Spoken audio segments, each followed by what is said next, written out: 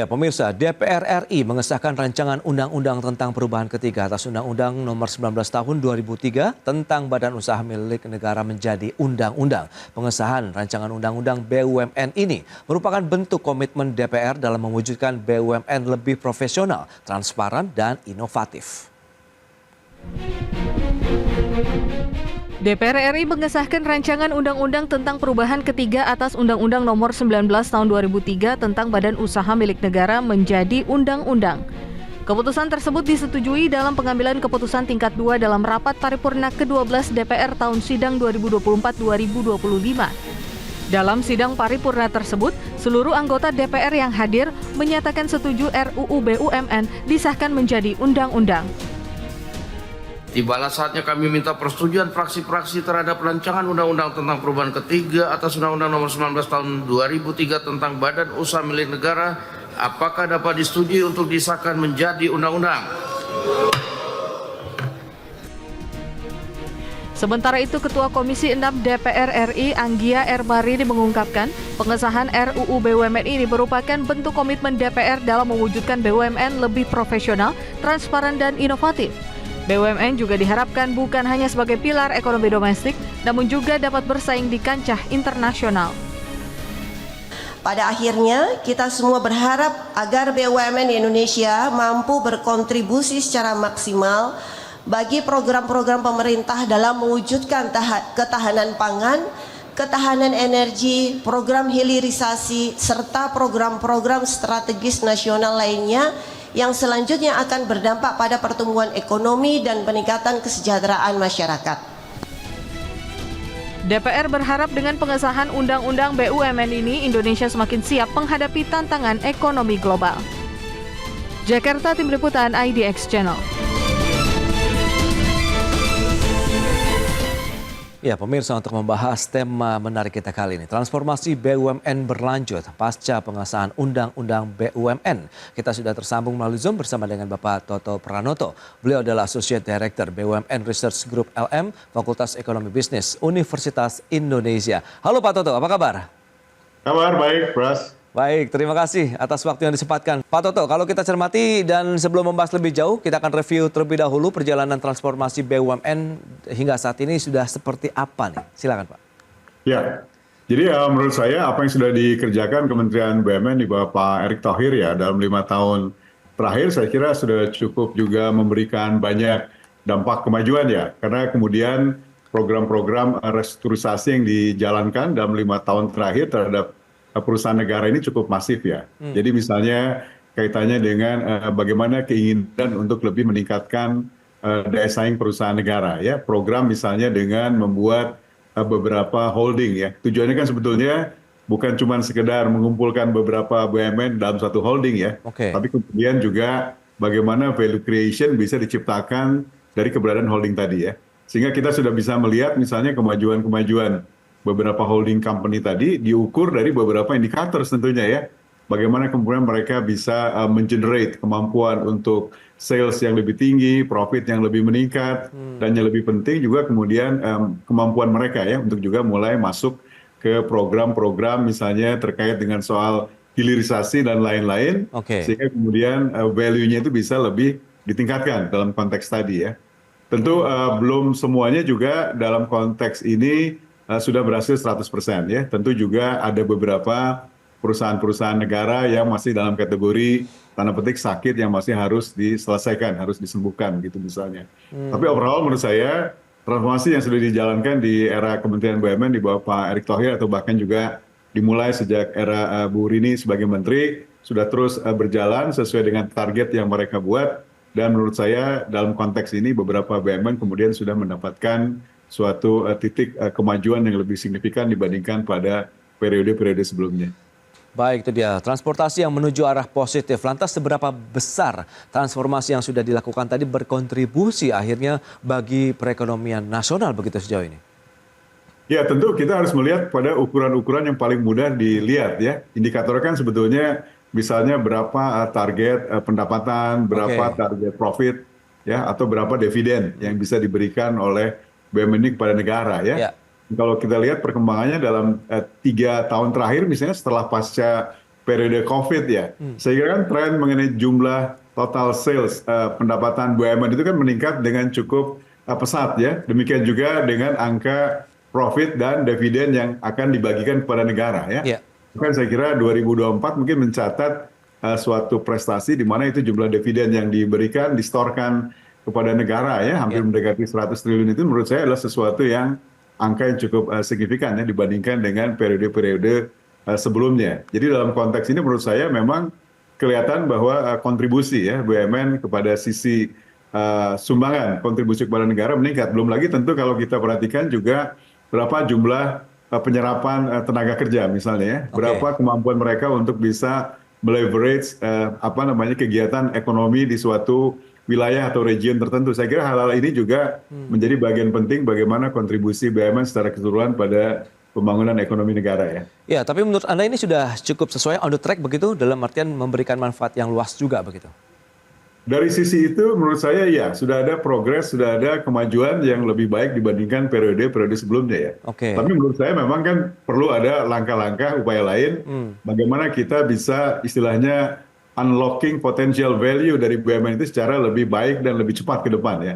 Jadi itulah sebabnya menurut saya kenapa kemudian pemerintah di bawah Presiden Prabowo juga mencoba untuk melihat kesempatan itu dengan kemudian memasukkan percepatan ya terkaitan dengan RUU mengenai BUMN ini. Ya, yang menarik kan kita tahu selama pemerintahan ya kita tahu BUMN Pak Erick Thohir juga sekarang gencar sekali membentuk holding BUMN begitu. Seberapa efektifnya ini untuk bisa meningkatkan lagi performa kontribusinya terhadap perekonomian nasional, kita bahas nanti di segmen berikutnya Pak Toto. Kita akan jeda dulu sebentar ya. Dan pemirsa, pastikan Anda masih bersama kami.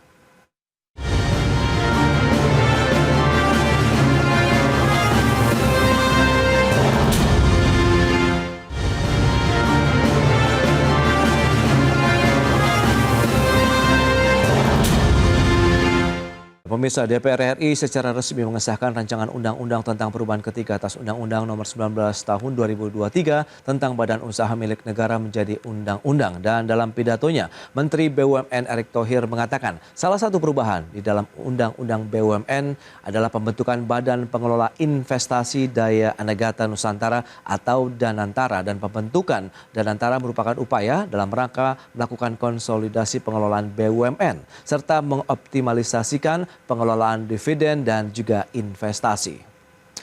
Ya, Erick menambahkan dalam Undang-Undang BUMN telah dilakukan perubahan meliputi restrukturisasi, reorganisasi, konsolidasi, penerapan tata kelola perusahaan yang baik, dan memiliki sumber daya manusia yang terakselerasi, inovasi, berintegrasi hingga berwawasan global. Perubahan Undang-Undang BUMN ini dilakukan untuk memastikan transformasi BUMN sebagai motor penggerak ekonomi nasional dan sejalan dengan visi besar Prabowo Subianto untuk mewujudkan Indonesia yang maju dan berdaya saing global. Beberapa pokok materi penting dalam RUU tentang perubahan ketiga atas Undang-Undang Nomor 19 Tahun 2003 tentang Badan Usaha Milik Negara, antara lain Badan Pengelola Investasi Daya Anegata Nusantara secara resmi didirikan dan dibentuk dalam rangka melakukan konsolidasi pengelolaan BUMN serta mengoptimalisasi pengelolaan dividen dan investasi.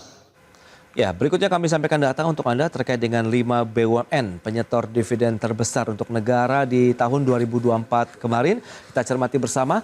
Bank BRI menempati posisi pertama 25,71 triliun rupiah, kemudian Bank Mandiri 17,17 triliun, Mind ID 11,21 triliun, kemudian Pertamina 9,35 triliun dan Telkom 9,21 triliun rupiah. Dan selanjutnya setoran dividen BUMN kita akan cermati pergerakannya dari tahun 2019 sampai dengan proyeksi 2025 ini. Itu dia. Cenderung sudah mulai mengalami tren kenaikan begitu ya, dari tahun 2021 sampai dengan 2025 ini proyeksinya sampai dengan 90 triliun rupiah setoran dividen BUMN untuk negara. Baik, kita lanjutkan kembali perbincangan bersama dengan Bapak Toto Pranoto, Associate Director BUMN Research Group LM FEB Universitas Indonesia. Baik, kita akan lanjutkan kembali. Pak Toto, berdasarkan beberapa data tadi yang sudah disampaikan, nah apa yang bisa kita cermati? Ada beberapa poin yang sudah disampaikan Pak Erik, begitu ada Danantara di sana. Kemudian bagaimana Anda melihat review dan kansnya di tahun 2025 hingga mungkin tahun-tahun ke depan? Ya, saya kira ini yang tadi disampaikan Pak Erick Thohir ya dalam sidang di DPR tadi kan sebetulnya salah satu esensi ya mungkin nanti akan berubah dalam konteks pengelolaan BUMN ke depan ya. Jadi Baik. nanti kalau baca undang-undangnya di revisi undang-undang BUMN ini kan nanti badan pengelola ya atau pengelola BUMN itu nanti kan akan dilimpahkan ya atau akan diserahkan kepada lembaga baru yaitu BPI Danantara ya. Iya. Sementara dalam konteks hubungan dengan Kementerian BUMN, skema governansinya nanti Kementerian BUMN bertindak sebagai Dewan Pengawas ya bagi badan pengelola Danantara ini ya. Jadi saya kira executing agency-nya nanti sepenuhnya akan menjadi kewenangannya BP Danantara sehingga hal-hal terkait dengan soal corporate action, penunjukan siapa-siapa saja yang akan nanti menjadi pemimpin di BUMN dan lain-lain itu menjadi ranah kewenangannya BP Danantara ya. Tapi nanti kemudian dari segi pengawasan misalnya, nah tetap Kementerian BUMN oleh undang-undang tadi kan akan diminta ex officio sebagai ketua dewan pengawasnya ya untuk mengawasi apa yang akan dikerjakan oleh BP Danantara. Nah untuk itu juga saya melihat dalam undang-undang tadi bahwa untuk itu maka pihak Kementerian BUMN juga akan diberikan juga kewenangan dalam konteks dia memegang satu lembar saham seri A ya yang nanti bisa dimiliki baik untuk level holding operasional yang ada di Danantara maupun juga di bawah holding investasi yang juga akan nanti di bawah Danantara. Jadi maksudnya dengan Kementerian BUMN memegang selembar saham seri A misalnya, kalau misalnya kemudian Danantara melakukan suatu aksi korporasi atau corporate action dan kemudian aksi korporasi ini dianggap tidak sesuai bagi kepentingan negara misalnya begitu ya, maka negara lewat Kementerian BUMN itu nanti kemudian bisa mengeksekusi selembar saham seri A-nya sebetulnya untuk kemudian tanda petik nanti mengkoreksi apa yang dikerjakan oleh BP Danantara. Nah, jadi dalam konteks menurut ini seperti ini saya kira tata kelola ini akan menjadi lebih sehat karena kemudian nanti ada pengelola dan juga ada pengawas yang cukup kuat begitu ya. Nah itu dia, BPI Danantara juga akan mengkonsolidasikan aset-aset berbagai BUMN untuk dijadikan kendaraan investasi pemerintah untuk bisa mendongkrak lagi atau leverage seperti yang Anda katakan aset-aset tersebut. Lantas kalau kita lihat fungsi yang dijalankan ini secara idealnya nanti akan seperti apa sehingga ini benar-benar akan efektif kalau kita bicara mengenai upaya-upaya yang sudah dilakukan sejauh ini. Ya. Kalau kita lihat di undang-undang tersebut ya, kan nanti kan memang BP Danantara kemudian pada akhirnya itu akan membuat dua holding di bawah Danantara ya. Jadi satu adalah holding terkait dengan soal BUMN operasional, kita sebut begitu. Lalu yang kedua adalah holding BUMN holding investasi ya. Holding BUMN operasional tentu adalah mengerjakan apa yang selama ini mungkin juga sudah dikoordinasikan oleh Kementerian BUMN, bagaimana membuat supaya operational value creation dari setiap BUMN tadi bisa meningkat begitu ya. Jadi dalam konteks ini kalau kita lihat misalnya ada 7 BUMN besar blue chips yang akan diserah terimakan, mungkin itu sementara itu menjadi bagian prioritas pertama yang akan di handover misalnya ke BP Danantara. Tapi nanti kemudian BUMN-BUMN lainnya mungkin akan menyusul ya, masuk di bawah kelolaan Danantara sepenuhnya. Lalu bagian yang kedua adalah yang kita sebut sebagai holding investasi. Jadi holding investasi ini tujuannya tentu adalah bagaimana Danantara kemudian sebagai badan yang dibentuk pemerintah bisa membantu program-program strategis pemerintah. Misalnya kait dengan soal mempercepat soal ketahanan energi, ketahanan pangan dan lain-lain. Jadi bagaimana caranya?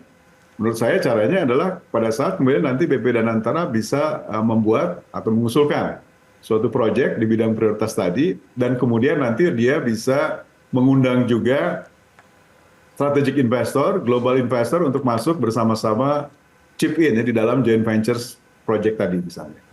Kenapa global investor mau masuk? Ya karena mereka percaya bahwa lokal investornya punya kredibilitas yang cukup. Mereka punya dana kelolaan yang cukup besar begitu ya. Dan mereka juga mau sharing risk di sana kan ya. Betul. Jadi kemudian dengan model seperti ini kalau nanti itu bisa terlaksana dengan baik, akan lebih banyak proyek yang bisa dilakukan, foreign direct investment oleh global investor juga semakin banyak, Sehingga menurut saya itu nanti menjadi salah satu fungsi strategisnya BP Danantara membantu pemerintah bagaimana supaya target pertumbuhan ekonomi 7-8% itu bisa direalisasikan. Karena kemudian dibantu dengan berbagai macam foreign direct investment yang mereka bisa create dengan menarik global investor masuk. Saya kira tujuan strategis dari bagaimana holding investasi nanti kemudian bisa dikerjakan dengan baik. Itu dia, menarik kalau kita cermati paparan dan juga tujuan yang ingin dicapai ya dengan adanya BPI Danantara, kemudian bagaimana BUMN itu disinergikan menjadi satu kesatuan yang sangat besar dan kuat begitu ya untuk kemajuan ekonomi Indonesia ke depan. Lantas kalau kita bicara mengenai seperti transformasi BUMN yang dibawa dalam Undang-Undang BUMN ini juga bisa membantukah terkait dengan BUMN yang bermasalah seperti yang Anda sampaikan masih ada beberapa BUMN yang juga masih perlu disehatkan lagi begitu? Ya, menurut saya yang harus dikerjakan oleh BP Danantara ya, terutama dalam holding BUMN operasional ya, itu mereka harus segera melakukan scanning dengan cepat begitu ya. Mana kelompok-kelompok BUMN yang kalau kita bagi dalam matriks begitu ya, mana perusahaan yang masih dalam kategori secara kesehatan itu masih sehat, kemudian juga apakah produk jasanya itu masih dibutuhkan oleh publik atau tidak begitu ya. Jadi kalau kategorinya perusahaannya masih secara finansial sehat, produk jasanya juga dibutuhkan, tentu itu adalah kategori yang paling ideal ya. Tapi akan lebih banyak lagi nanti kita bisa scanning bahwa sebetulnya ada beberapa BUMN atau cukup banyak BUMN yang ada di kategori yang sebaliknya ya. Bahwa tingkat kesehatannya sudah relatif tidak terlalu sehat dan produk jasanya juga sebetulnya relatif sudah dikerjakan oleh badan usaha yang lain juga, swasta lah misalnya begitu ya. Sehingga kelompok ini mungkin kita perlu pikirkan apakah mau dilanjutkan atau tidak begitu ya. Dan ada satu lagi di dalam konteks ini di kuadran matriks di mana produk jasanya masih dibutuhkan oleh publik, tapi tingkat kesehatannya relatif tidak terlalu sehat. Maka inilah yang harus dikejar, bagaimana program restrukturisasi harus dilaksanakan supaya BUMN ini bisa menjadi lebih sehat sehingga dia bisa menjalankan fungsinya dengan lebih baik. Jadi scanning ini menurut saya harus segera cepat dilakukan oleh BP Danantara sehingga mereka bisa melakukan langkah-langkah prioritas apa yang harus dikerjakan kepada BUMN-BUMN yang nanti akan menjadi kelolaannya mereka. Terakhir Pak Toto, transformasi yang dilakukan ini apakah menjadi optimisme baru bahwa BUMN Indonesia juga bisa bersaing di kancah internasional? Ya tentu kita harus optimis ya. Kalau kita lihat laporan konsolidasi yang sudah dibuat oleh Kementerian BUMN ya, aset keseluruhan total BUMN itu kan sudah lebih di atas 10.000 triliun ya. Jadi kalau angkanya seperti ini kan sebenarnya angkanya juga sudah lebih besar dibandingkan dengan angkanya Temasek misalnya ya. Jadi potensi ini tentu menjadi sesuatu yang kalau kita kerjakan dengan benar, ini potensi untuk bisa membawa BUMN menjadi pemain-pemain besar juga bisa lebih baik ya. Jadi saya membayangkannya misalnya kalau nanti cara kerja BP Danantara juga akan meniru sebagian model kerja baik di holding Temasek atau di holding Khazanah Malaysia misalnya ya. Jadi nanti akan lebih banyak misalnya bagaimana fokus yang akan dikerjakan oleh BUMN-BUMN blue chips. Mereka akan diarahkan kemana? Bagaimana cara strategi mereka untuk bisa tumbuh semakin besar? Apakah juga mereka akan mulai meng-hire misalnya tenaga-tenaga profesional, termasuk multinasional ya dari luar untuk dalam rangka membesarkan company ini dan lain-lain. Jadi dengan kelembagaan Danantara yang makin besar, otonomi yang cukup, fast decision making dan lain-lain, harapannya tentu BUMN kita ke depan betul-betul akan tumbuh menjadi pemain besar dan berharap bisa menjadi pemain global juga. Harapan bersama juga yang diinginkan oleh masyarakat Indonesia, apalagi dengan payung hukum yang kuat ya, dengan hadirnya Undang-Undang BUMN begitu yang sudah ada saat ini. Baik, Pak Toto, terima kasih banyak atas informasi update analisis yang sudah Anda berikan terkait dengan BUMN Indonesia begitu, bagaimana diharapkan bisa menjadi pendorong ekonomi Indonesia menuju angka 8% di tahun 2029 datang. Selamat melanjutkan aktivitas Anda kembali. Salam sehat, sampai berjumpa lagi. Ya pemirsa, 1 jam sudah saya menemani Anda dalam Market Review dan perbaharui terus informasi Anda hanya di IDX Channel, your trustworthy and comprehensive investment reference. Karena urusan masa depan harus terdepan. Aku investor saham. Ya saya, Prasetyo Wibowo beserta seluruh kerabat kerja yang bertugas pamit undur diri. Terima kasih, sampai jumpa.